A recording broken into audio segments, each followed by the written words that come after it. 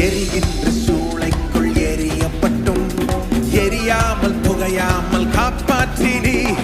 எரிகின்ற சூளைக்குள் எரியப்பட்டும் கர்த்தரே தெய்வம் என்று கைதட்டி கொண்டாடுவே.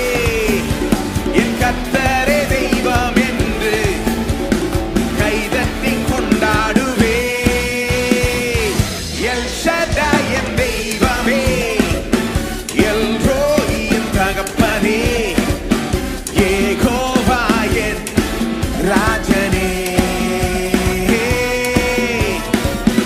எல் ஷடாய் என் தெய்வமே, எல் ரோய் என் தகப்பனே, யெகோவா என் ராஜனே.